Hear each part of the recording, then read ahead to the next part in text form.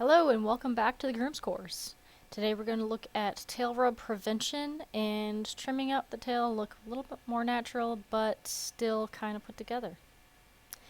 So we start off with some warm, clean water, and first we need to take care of the skin underneath the tail. So when you have a horse that has light skin like this, it's quite obvious what is dirty. The first thing to kind of pay attention to is the cleanliness of the skin. Is it dry? Is it dirty? Is it itchy? Cleaning that underside off and cleaning the butt area and the rectum that would be the first place I would go, honestly. This is clean water just so that it doesn't deposit any kind of residue onto the skin. This is a very sensitive area. When a horse's skin is black, this is less noticeable and sometimes can go uncleaned because it is less noticeable. A lot of the dirt is black, the horse is black, and then people are wondering why their horse is rubbing their tail off. But it can be very itchy and dirty down there.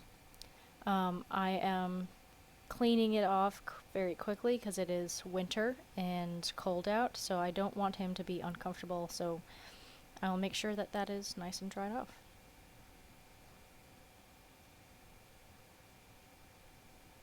I'm returning with this is like a bentonite dry cleaning solution. Earlier in an earlier video I did clean the bottom of his tail, but I did not cover the dock.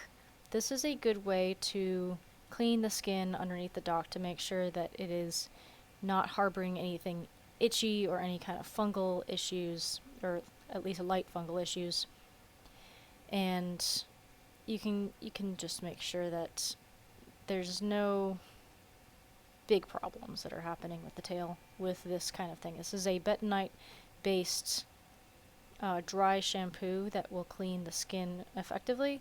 The trick is to get it actually on the skin. So that's what I'm trying to do here.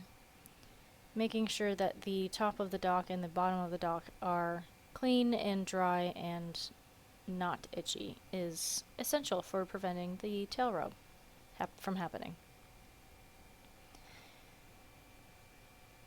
He's still kind of young, and he did have some tail rubbing back in the early fall, and that's why it still looks like he's kind of grown his hair back in from there. But brush everything down with your boar's hair brush, and then what I'm going to do is just kind of trim it. So I've got a